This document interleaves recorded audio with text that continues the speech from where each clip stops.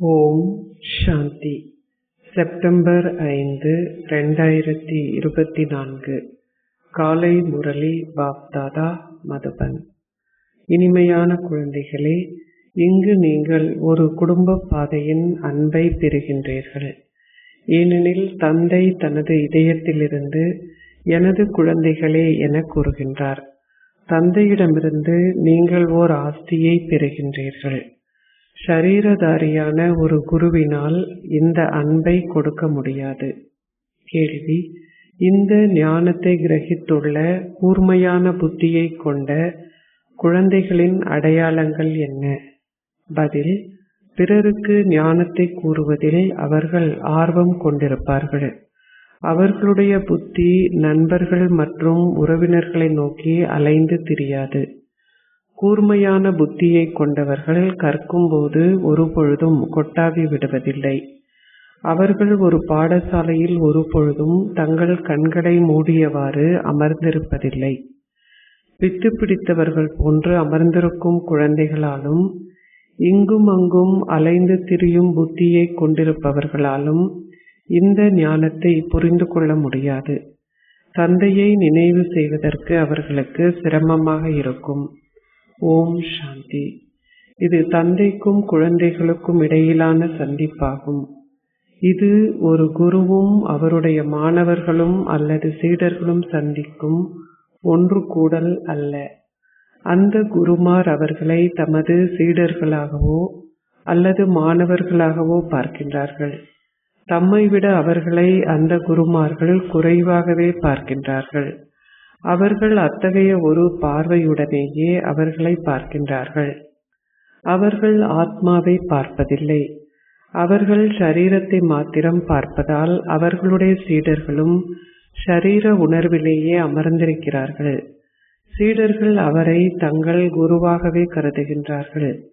அவர் எங்கள் குரு என்பதே அவர்களுடைய பார்வையாகும். அவர்கள் தங்கள் குருவின் மீது மரியாதையை கொண்டிருக்கிறார்கள். இங்கு பெருமளவு வேறுபாடு உள்ளது. இங்கு தந்தை குழந்தைகளின் மீது மரியாதையை கொண்டிருக்கின்றார். குழந்தைகளாகிய உங்களுக்கு தான் கற்பிக்க வேண்டும் என்று அவருக்கு தெரியும். குழந்தைகளாகிய உங்களுக்கு உலக சக்கரம் எவ்வாறு சுழல்கிறது என்பதையும் எல்லையற்ற வரலாறு புவியலை பற்றியும் அவர் விளங்கப்படுத்த வேண்டும். அந்த குருமார் தங்கள் இதயத்தில் தமது சீடர்களின் மீது அவர்கள் தமது குழந்தைகள் போன்றதோர் அன்பை கொண்டிருப்பதில்லை. தந்தை குழந்தைகளான உங்களின் மீது அதிக அளவு அன்பை கொண்டிருக்கின்றார். குழந்தைகளான நீங்களும் தந்தையின் மீது அதிக அளவு அன்பை கொண்டிருக்கின்றீர்கள். பாபா உங்களுக்கு உலக சக்கரத்தின் ஞானத்தை கூறுகின்றார் என்பது உங்களுக்கு தெரியும். அந்த மக்கள் எதனை கற்பிக்கின்றார்கள்? அவர்கள் அரை கல்பமாக சமய நூல்கள் போன்றவற்றை விவரித்து கொண்டிருக்கிறார்கள். அவர்கள் பக்தி மார்க்கத்தில் பௌதீகமான சடங்குகளை செய்வதுடன் காயத்ரி மந்திரம் போன்றவற்றையும் கற்பிக்கிறார்கள். தந்தை வந்துள்ளார். அவர் தனது அறிமுகத்தை உங்களுக்கு கொடுக்கின்றார். நாங்கள் தந்தையை சற்றேனும் அறிந்திருக்கவில்லை. நாங்கள் அவரை சர்வ வியாபி என்றே அழைத்தோம். கடவுள் எங்கே இருக்கின்றார் என்று எப்பொழுது நீங்கள் அவர்களை கேட்டாலும் அவர் சர்வ வியாபி என்று அவர்கள் உடனே பதிலளிப்பார்கள். மக்கள் உங்களிடம் வந்து நீங்கள் இங்கு எதனை கற்பிக்கின்றீர்கள் என்று உங்களை கேட்கும் பொழுது அவர்களிடம் கூறுங்கள், நாங்கள் ராஜயோகத்தை கற்பிக்கின்றோம். அதன் மூலம் நீங்கள் மனிதர்களிலிருந்து தேவர்கள் ஆகின்றீர்கள், அதாவது அரசர்கள் ஆகின்றீர்கள். மனிதர்களிலிருந்து தேவர்கள் ஆக்குகின்ற கற்பித்தல்களை கொடுக்கின்றோம் என்று கூறுகின்ற ஆன்மீக ஒன்று கூடல் வேறு எதுவும் இல்லை. தேவர்கள் சத்திய யுகத்தில் இருக்கின்றார்கள். மனிதர்கள் கலியுகத்தில் இருக்கின்றார்கள். இப்பொழுது நாங்கள் உலக சக்கரத்தின் ரகசியத்தை உங்களுக்கு விளங்கப்படுத்துகின்றோம். இதன் மூலம் நீங்கள் பூகோளத்தை ஆள்பவர்கள் ஆகுவீர்கள். தூய்மை ஆகுவதற்கான மிக சிறந்த வழிமுறை ஒன்றையும் நாங்கள் உங்களுக்கு காட்டுகின்றோம். அவ்வாறான வழிமுறையை வேறு எவராலும் உங்களுக்கு கற்பிக்க முடியாது. இது இலகு ராஜயோகமாகும். தந்தையே தூய்மைப்படுத்துபவர். அவர் சர்வ சக்திவான் என்பதால் அவரை நினைவு செய்வதன் மூலம் உங்கள் பாவங்கள் எரிக்கப்படும். ஏனெனில் யோகம் என்பது அக்னியாகும். ஆகவே இங்கு உங்களுக்கு புதிய விஷயங்கள் கற்பிக்கப்படுகின்றன. இது ஞான பாதையாகும். தந்தை ஒருவர் மாத்திரமே ஞானக்கடலாவார். இந்த ஞானமும் பக்தியும் வெவ்வேறானவை. தந்தை உங்களுக்கு ஞானத்தை கற்பிப்பதற்காக வர வேண்டும். ஏனெனில் அவர் மாத்திரமே ஞானக்கடலாவார். அவரே வந்து உங்களுக்கு தனது அறிமுகத்தை கொடுக்கின்றார். அனைவரதும் தந்தை நானே. நான் பிரம்மா மூலம் முழு உலகத்தையும் தூய்மையாக்குகின்றேன். சத்திய யுகமே தூய்மைய உலகமாகும். கலியுகம் தூய்மையற்ற உலகமாகும். ஆகவே இது கலியுகத்தின் முடிவினதும் சத்தியுகத்தின் ஆரம்பத்தினதும் சங்கமமாகும். இதுவே லீப் யுகம் என்று அழைக்கப்படுகிறது. இந்த யுகத்தில் நாங்கள் பாய்ந்து செல்கின்றோம். எங்கு பாய்கின்றோம்? நாங்கள் பழைய உலகிலிருந்து புதிய உலகிற்கு பாய்கின்றோம். அந்த மக்கள் ஏணியில் படிப்படியாக இறங்கி வருகிறார்கள். இங்கு நாங்கள் அழுக்கான உலகிலிருந்து புதிய உலகிற்கு பாய்கின்றோம். நாங்கள் நேரடியாக மேலே செல்கின்றோம். நாங்கள் பழைய உலகை விட்டு புதிய உலகிற்கு செல்கின்றோம். இது ஒரு எல்லையற்ற விஷயமாகும். எல்லையற்ற பழைய உலகில் பல மக்கள் இருக்கிறார்கள். ஸ்வர்க்கமென்று அழைக்கப்படுகின்ற புதிய உலகில் மிக குறைவான மனிதர்களே இருக்கிறார்கள். அங்குள்ள அனைவரும் தூய்மையாக இருக்கிறார்கள். கலியுகத்தில் அனைவரும் தூய்மையற்றவர்கள். ராவணன் உங்களை தூய்மையற்றவர்கள் ஆக்குகின்றான். நாங்கள் அனைவருக்கும் விளங்கப்படுத்துகின்றோம். இப்பொழுது நீங்கள் ராவணனின் ராஜ்யத்தில் இருக்கின்றீர்கள், அதாவது பழைய உலகில் இருக்கின்றீர்கள். ஆரம்பத்தில் நீங்கள் சொர்க்கமென்று அழைக்கப்பட்ட ராம ராஜ்யத்தில் இருந்தீர்கள். நாங்கள் சக்கரத்தை சுற்றி 84 பிறவிகளை எடுத்து இப்பொழுது கீழே இறங்கிவிட்டோம் என்று எங்களால் உங்களுக்கு கூற முடியும். மிக சிறந்தவர்களும் விவேகமானவர்களும் விரைவில் புரிந்து கொள்வார்கள். இது ஒருவரின் புத்தியில் பதியாத போது அவர் பித்து பிடித்தவர் போல் அங்கும் இங்கும் சுற்றி பார்த்து கொண்டிருப்பார். அவர்கள் கவனமாக கேட்க மாட்டார்கள். நீங்கள் பித்து பிடித்தவர் போல் உள்ளீர்கள் என்று கூறப்படுகிறது. சந்நியாசிகள் தங்கள் கதைகளை கூறிக்கொண்டிருக்கும் பொழுது எவராவது தூங்கினால் அல்லது அவரது கவனம் வேறெங்காவது சென்றால் அந்த நபரிடம் திடீரென ஒரு கேள்வியை கேட்பார்கள். நான் என்ன கூறினேன்? எவருமே பித்து பிடித்தவர்கள் போன்று அமர்ந்திருக்காததை உறுதிப்படுத்திக் கொள்வதற்காக தொடர்ந்தும் தந்தையும் அனைவரையும் பார்க்கின்றார். மிக சிறந்த புத்திசாலி குழந்தைகள் ஒருபொழுதும் கற்கும் போது கொட்டாவி விடுவதில்லை. ஒரு பாடசாலையில் எவரும் கண்களை மூடிக்கொண்டு அமர்ந்திருப்பதில்லை. அவர்கள் இந்த ஞானத்தை சிறிதளவேனும் புரிந்து கொள்வதில்லை. அவர்களுக்கு தந்தையே நினைவு செய்வது மிகவும் கடினமாகும். அவர்களின் பாவங்கள் எவ்வாறு அழிக்கப்படும்? கூர்மையான புத்தியை கொண்டவர்கள் அனைத்தையும் மிக நன்றாக கிரகித்து ஞானத்தை மற்றவர்களுடன் பகிர்ந்து கொள்வதில் ஆர்வம் உடையவர்களாக இருப்பார்கள். ஒருவரிடம் இந்த ஞானம் இல்லை என்றால் அவர்களுடைய புத்தி நண்பர்கள் உறவினர்களை நோக்கி அலைந்து திரியும். இங்கு தந்தை கூறுகின்றார், நீங்கள் மற்ற அனைத்தையும் மறந்துவிட வேண்டும்.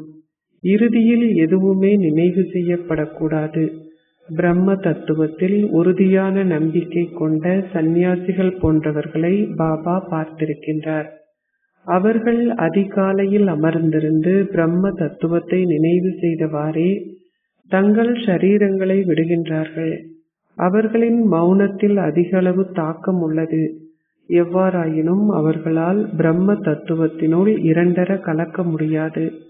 அவர்கள் ஒரு தாயின் கர்ப்பப்பையின் மூலமே பிறக்க வேண்டும். தந்தை விளங்கப்படுத்தியுள்ளார். உண்மையில் ஸ்ரீ கிருஷ்ணர் மகாத்மா என அழைக்கப்படுகின்றார். மக்கள் புரிந்து கொள்ளாததால் அவ்வாறு கூறுகிறார்கள். தந்தை விளங்கப்படுத்துகின்றார், ஸ்ரீ கிருஷ்ணர் முற்றிலும் விகாரமற்றவர். ஆனால் அவர் ஒரு சந்நியாசி என்று அழைக்கப்படுவதில்லை. ஆனால் அவர் ஒரு தேவர் என்று அழைக்கப்படுகின்றார். அவர் சந்நியாசி என்று அழைக்கப்பட்டாலும் அல்லது தேவர் என்று அழைக்கப்பட்டாலும் அது அர்த்தமுடையதே. அவர் எவ்வாறு ஒரு தேவராகினார்? அவர் சந்நியாசியிலிருந்து தேவராகினார். அவர் எல்லையற்ற துறவறத்தை கொண்டிருந்ததால் பின்னர் புதிய உலகிற்கு சென்றார். அந்த மக்கள் எல்லைக்கு உட்பட்ட துறவறத்தை கொண்டிருக்கிறார்கள். அவர்களால் எல்லையற்றதற்கு செல்ல முடியாது. அவர்கள் விகாரத்தின் மூலம் எல்லைக்கு உட்பட்டதற்குள் மறு பிறப்பு எடுக்க வேண்டும். அவர்களால் எல்லையற்றதின் அதிபதிகள் ஆக முடியாது. அவர்களால் ஓர் அரசனாகவோ அல்லது ஓர் அரசியாகவோ ஆக முடியாது. ஏனெனில் அவர்களின் தர்மம் வேறாகும். துறவற தர்மம் தேவ தர்மம் அல்ல. தந்தை கூறுகின்றார், நான் அதர்மத்தை அழித்து தேவ தர்மத்தை ஸ்தாபிக்கின்றேன். விகாரமும் அதர்மமே.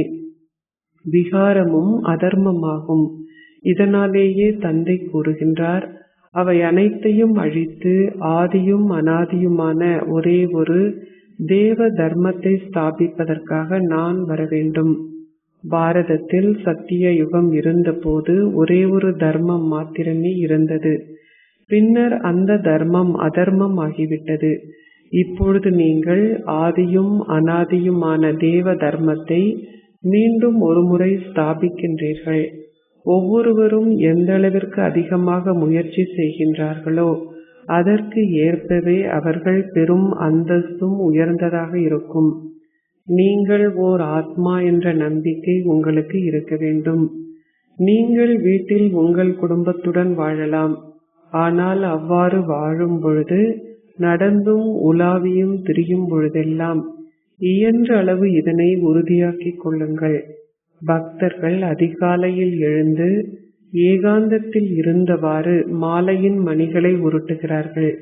நீங்கள் முழு நாளிற்கான கணக்கை வைத்திருக்கின்றீர்கள். இந்த நேரத்தில் நான் இந்த அளவு நினைவு செய்தேன்.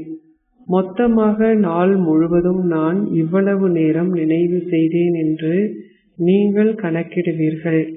அவர்கள் உண்மையான பக்தர்களாக இல்லாது விட்டாலும் அந்த மக்கள் காலையில் எழுந்து மாலையின் மணிகளை உருட்டுகிறார்கள்.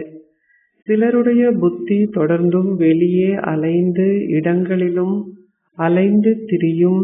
பக்தி செய்வதால் எவ்வித நன்மையும் இல்லை என்பதை இப்பொழுது நீங்கள் புரிந்து கொள்கிறீர்கள். இது ஞானமாகும். இதன் மூலம் அதிகளவு நன்மை உள்ளது. இப்பொழுது இது உங்களுடைய மேலேறும் ஸ்திதியாகும். தந்தை மீண்டும் மீண்டும் உங்களுக்கு கூறுகின்றார், மன்மனாபவ். இந்த வார்த்தைகளும் கீதையில் குறிப்பிடப்பட்டுள்ளன. ஆனால் எவராலும் இதன் அர்த்தத்தை உங்களுக்கு கூற முடியாது. உங்களுக்கு எவ்வாறு பதிலளிப்பது என்று எவரும் அறிந்திருக்க மாட்டார்கள்.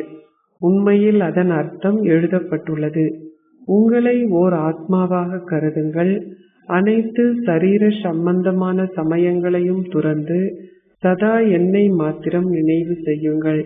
இவை கடவுளின் மகா வாசகங்களாகும். எவ்வாறாயினும் அவர்களின் புத்தியை பொறுத்தவரை ஸ்ரீ கிருஷ்ணரே கடவுள் ஆவார். அவர் மறு பிறவி எடுக்கும் சரீரதாரியாவார். எவ்வாறு அவரை கடவுளென அழைக்க முடியும்? ஆகவே சந்நியாசி போன்றோர் எவரும் தந்தையினதும் குழந்தையினதும் காட்சியை காண மாட்டார்கள். காந்திஜியை பாபுஜி தந்தை என்று அழைத்தாலும் அவர் தந்தைக்கும் குழந்தைக்கும் இடையேயான உறவுமுறை என்று நீங்கள் கூற மாட்டீர்கள். அவர் ஒரு ஷரீரதாரி. உங்களை ஓர் ஆத்மாவாக கருத வேண்டும் என்று உங்களுக்கு விளங்கப்படுத்தப்பட்டுள்ளது. இந்த ஒருவரில் அமர்ந்திருக்கும் தந்தையே எல்லையற்ற பாபுஜி தந்தையாவார். நீங்கள் லௌகீக தந்தை பரலோக தந்தை ஆகிய இருவரிடமிருந்தும் ஓர் ஆஸ்தியை பெறுகின்றீர்கள். நீங்கள் பாபுஜியிடமிருந்து எதனையும் பெறவில்லை. அச்சா, பாரதம் சுதந்திரத்தை பெற்றது. ஆனால் அதனை ஓர் ஆஸ்தி என்று கூற முடியாது. அதனால் சந்தோஷம் கிடைக்க வேண்டும். 2 ஆஸ்திகள் உள்ளன. ஒன்று எல்லைக்கு உட்பட்ட தந்தையிடமிருந்தும் மற்றொன்று எல்லைக்கு அப்பாற்பட்ட தந்தையிடமிருந்தும் ஆகும். நீங்கள் பிரம்மாவிடமிருந்து ஆஸ்தியை பெறுவதில்லை. மனிதர்கள் அனைவரினதும் தந்தை அவரே என்றாலும் அவர் முப்பாட்டனார் என்றே அழைக்கப்படுகின்றார். அவரே கூறுகின்றார், நீங்கள் என்னிடமிருந்து எந்த ஆஸ்தியையும் பெறுவதில்லை. அவரிடமிருந்தும் நீங்கள் எந்த ஆஸ்தியையும் பெற முடியாது என்று இவரே கூறுவதால் உங்களால் அந்த பாபுஜியிடமிருந்து எதனை பெற முடியும்? எதுவும் இல்லை. பிரிட்டானியர்கள் விட்டு சென்று விட்டார்கள். இப்பொழுது என்ன இருக்கிறது? உண்ணாவிரதங்களும் மறியல் போராட்டங்களும் வேலை நிறுத்தங்களும் போன்றவையும் தொடர்ந்தும் இடம்பெறுகின்றன. தொடர்ந்தும் அதிகளவு வன் செயல்கள் இடம்பெறுகின்றன. அவர்களுக்கு எவரிலும் பயம் இல்லை. அவர்கள் உயர் அதிகாரிகளை கூட கொலை செய்கிறார்கள். சந்தோஷத்திற்கு பதிலாக இன்னும் அதிகளவு துன்பமே உள்ளது. இங்கு மாத்திரமே எல்லையற்ற விஷயம் உள்ளது. தந்தை கூறுகின்றார், அனைத்திற்கும் முதலில் உறுதியான நம்பிக்கையை கொண்டிருங்கள். நான் ஓர் ஆத்மா, ஷரீரம் அல்ல. தந்தை என்னை தத்தெடுத்திருக்கின்றார். நான் தத்தெடுக்கப்பட்ட குழந்தையாவேன். ஞான கடலான தந்தை வந்து உலக சக்கரத்தின் ரகசியத்தை உங்களுக்கு விளங்கப்படுத்துகின்றார் என்பது உங்களுக்கு விளங்கப்படுத்தப்பட்டுள்ளது. வேறு எவராலும் இவற்றை விளங்கப்படுத்த முடியாது. தந்தை கூறுகின்றார், உங்கள் ஷரீரத்தையும் சகல ஷரீர சம்பந்தமான சமயங்களையும் மறந்துவிடுங்கள். சதா என்னை மாத்திரம் நினைவு செய்யுங்கள். நீங்கள் நிச்சயமாக சதோப்பிரதானம் ஆக வேண்டும். பழைய உலகம் நிச்சயமாக அழிக்கப்பட்டுவிடும் என்பது உங்களுக்கு தெரியும். புதிய உலகில் மிக சிலரே இருக்கின்றார்கள். மில்லியன் கணக்கான ஆத்மாக்களுக்கும் 9 லட்சம் மாத்திரமே உள்ள ஆத்மாக்களுக்கும் இடையே அதிகளவு வித்தியாசம் உள்ளது. ஆத்மாக்கள் அனைவரும் எங்கே செல்வார்கள்? ஆத்மாக்களாகிய நாங்கள் அனைவரும் மேலே இருந்தோம் என்பது இப்பொழுது உங்கள் புத்தியில் உள்ளது. பின்னர் நாங்கள் எங்கள் பாகங்களை நடிப்பதற்காக இங்கு வந்தோம். ஓர் ஆத்மா நடிகர் என அழைக்கப்படுகின்றார். ஆத்மா இந்த ஷரீரம் மூலம் நடிக்கின்றார். ஆத்மாக்களுக்கு அவரின் அங்கங்கள் தேவை. ஆத்மா மிகவும் சிறியவர். 8.4 மில்லியன் பிறவிகள் இல்லை. ஒவ்வொருவரும் 8.4 மில்லியன் பிறப்புகளை எடுப்பாரானால் அந்த பாகம் எவ்வாறு மீள இடம்பெற முடியும்? நீங்கள் எதனையும் ஞாபகத்தில் வைத்திருக்க மாட்டீர்கள். அது உங்கள் ஞாபகத்திற்கு அப்பாற்பட்டதாகவே இருக்கும். உங்களால் 84 பிறவிகளை கூட ஞாபகத்தில் வைத்திருக்க முடியாது. நீங்கள் அவற்றை மறந்து விடுகின்றீர்கள். குழந்தைகளாகிய நீங்கள் இப்பொழுது தந்தையை நினைவு செய்வதுடன் நிச்சயமாக தூய்மையாகவும் வேண்டும். உங்களுடைய பாவங்கள் இந்த யோக தீயின் மூலம் அழிந்துவிடும். ஒவ்வொரு கல்பத்திலும் நீங்கள் எல்லையற்ற தந்தையிடமிருந்து எல்லையற்ற ஆஸ்தியை பெறுகின்றீர்கள் என்ற நம்பிக்கையும் உங்களுக்கு உள்ளது. நீங்கள் சொர்க்கவாசிகள் ஆகுவதற்கு இப்பொழுது தந்தை கூறியிருக்கின்றார். சதா என்னை மாத்திரம் நினைவு செய்யுங்கள். ஏனெனில் நான் மாத்திரமே தூய்மையாக்குபவர். நீங்கள் தந்தையை அழைத்தீர்கள். ஆகவே உங்களை தூய்மையாக்குவதற்காக தந்தை வந்துள்ளார். தேவர்கள் தூய்மையானவர்கள், ஆனால் மனிதர்கள் தூய்மையற்றவர்கள். நீங்கள் தூய்மையாகி அமைதி தாமத்திற்கு செல்ல வேண்டும். நீங்கள் அமைதி தாமத்திற்கு செல்ல விரும்புகின்றீர்களா அல்லது சந்தோஷ தாமத்திற்கு செல்ல விரும்புகின்றீர்களா? சந்தோஷம் காகத்தின் எச்சத்தை போன்றது. ஆகவே தங்களுக்கு அமைதி வேண்டும் என்று சந்நியாசிகள் கூறுகிறார்கள். ஆகவே அவர்களால் ஒரு பொழுதும் சத்தியுகத்திற்கு செல்ல முடியாது. சத்தியுகத்தில் இல்லற பாதைக்கான தர்மம் இருந்தது. தேவர்கள் விகாரமற்றவர்களாக இருந்தார்கள். அவர்கள் மறு பிறவி எடுத்து பின்னர் தூய்மையற்றவர்களாக ஆகினார்கள். தந்தை இப்பொழுது கூறுகின்றார், நீங்கள் விகாரமற்றவர்கள் ஆக வேண்டும். நீங்கள் சொர்க்கத்திற்கு செல்ல விரும்பினால் என்னை நினைவு செய்யுங்கள். உங்கள் பாவங்கள் அழிக்கப்பட்டு நீங்கள் ஒரு தூய தர்மாத்மா ஆகுவீர்கள். பின்னர் நீங்கள் அமைதி தாமத்திற்கும் சந்தோஷ தாமத்திற்கும் செல்வீர்கள். அங்கு அமைதியும் சந்தோஷமும் இருந்தன. இப்பொழுது துன்ப பூமியாகும். தந்தை வந்து மீண்டும் ஒரு முறை சந்தோஷ தாமத்தை ஸ்தாபித்து துன்ப பூமியை அழிக்கின்றார். விக்கிரகங்களும் உங்கள் முன்னால் உள்ளன. அவர்களை கேளுங்கள். இப்பொழுது நீங்கள் எங்கே நிற்கின்றீர்கள்? இப்பொழுது கலியுகத்தின் முடிவாகும். விநாசம் முன்னால் உள்ளது. ஒரு சிறிய துண்டு மாத்திரமே எஞ்சி இருக்கும். அங்கு பல கண்டங்கள் இருக்க முடியாது. தந்தை மாத்திரமே இங்கு அமர்ந்திருந்து உலகின் வரலாற்றையும் புவியியலையும் உங்களுக்கு விளங்கப்படுத்துகின்றார். இது ஒரு பாடசாலையாகும். கடவுள் பேசுகின்றார். அனைத்திற்கும் முதலில் நீங்கள் தந்தையின் அறிமுகத்தை கொடுக்க வேண்டும். இப்பொழுது நீங்கள் கலியுகத்திலிருந்து சத்யுகத்திற்கு செல்ல வேண்டும். அங்கு சந்தோஷமின்றி வேறெதுவும் இல்லை. ஒருவரை நினைவு செய்வது கலப்படமற்ற நினைவு செய்வதாகும். நீங்கள் உங்கள் ஷரீரத்தையும் மறக்க வேண்டும். நீங்கள் அமைதி தாமத்திலிருந்து வந்தீர்கள். நீங்கள் அமைதி தாமத்திற்கு திரும்ப வேண்டும். தூய்மையற்றவர்கள் எவரும் அங்கு செல்ல முடியாது. தந்தையை நினைவு செய்வதன் மூலம் நீங்கள் தூய்மையாகி பின்னர் முக்தி தாமத்திற்கு செல்ல வேண்டும். நீங்கள் அமர்ந்திருந்து இதனை மிக தெளிவாக விளங்கப்படுத்த வேண்டும். முன்னர் உங்களிடம் இந்த படங்கள் அனைத்தும் இருக்கவில்லை. அனைத்தும் படங்களின்றி ரத்தின சுருக்கமாக உங்களுக்கு விளங்கப்படுத்தப்பட்டன. இந்த பாடசாலையில் நீங்கள் மனிதர்களில் இருந்து தேவர்களாக மாற வேண்டும். இது புதிய உலகிற்கான ஞானமாகும். தந்தை மாத்திரமே இதனை தருகின்றார். தந்தையின் பார்வை குழந்தைகளாகிய உங்கள் மேல் உள்ளது. அவர் ஆத்மாக்களாகிய உங்களுக்கு கற்பிக்கின்றார். எல்லையற்ற தந்தை உங்களுக்கு விளங்கப்படுத்துகின்றார் என்று நீங்களும் விளங்கப்படுத்த வேண்டும். அவருடைய பெயர் சிவ் பாபா என்பதாகும். எல்லையற்ற பாபா என்று நீங்கள் கூறும் பொழுது பல பாபாக்கள் இருப்பதனால் அவர்கள் தடுமாறுகிறார்கள். ஒரு மாநகர சபை மேயர், மாநகர பிதா என்று கூட பாபா அழைக்கப்படுகின்றார். ஒரு மாநகர சபை மேயர், மாநகர பிதா, அதாவது அவர் கூட பாபா என்று அழைக்கப்படுகின்றார். தந்தை கூறுகின்றார், நான் இவரில் பிரவேசிக்கின்றேன். இருந்த பொழுதும் எனது பெயர் சிவன் என்பதே ஆகும். நான் இந்த ரதத்தின் மூலம் உங்களுக்கு ஞானத்தை தருகின்றேன். நான் இவரை தத்தெடுத்து பிரஜாபிதா பிரம்மா என்று பெயரிட்டிருக்கின்றேன்.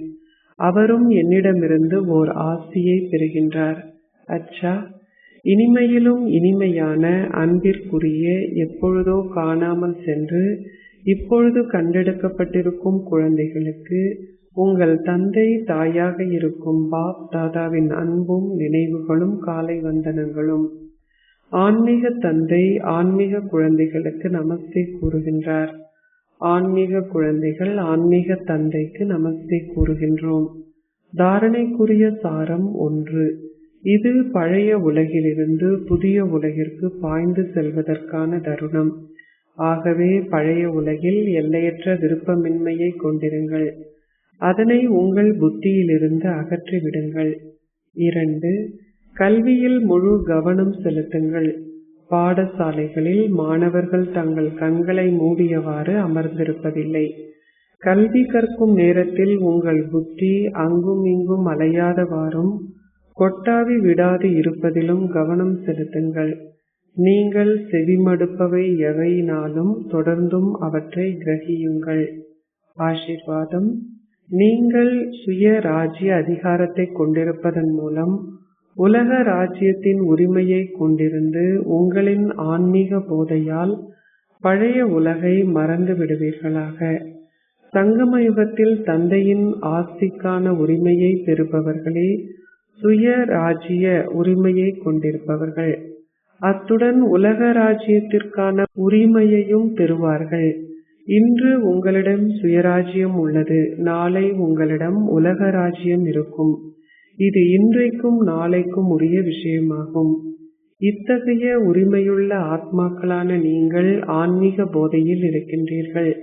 அந்த போதையானது இலகுவாக உங்களை பழைய உலகை மறக்கச் செய்யும். உரிமை உள்ளவர்கள் ஒரு பொழுதும் எந்த ஒரு பொருளோ நபரோ அல்லது சமஸ்காரங்களிலோ தங்கியிருக்க வேண்டியதில்லை. அவர்கள் எல்லைக்கு உட்பட்ட விஷயங்களை கைவிடுவதற்கு முயற்சி செய்ய வேண்டியதில்லை. ஏனென்றால் அந்த விஷயங்கள் இயல்பாகவே அவர்களை விட்டு சென்றுவிடும். ஸ்லோகம். தங்களின் ஒவ்வொரு வினாடியையும் மூச்சையும் பொக்கிஷத்தையும் தகுதி வாய்ந்த முறையில் பயன்படுத்துபவர்களே வெற்றி சுரூபங்கள் ஆகுவார்கள். ஓம் சாந்தி.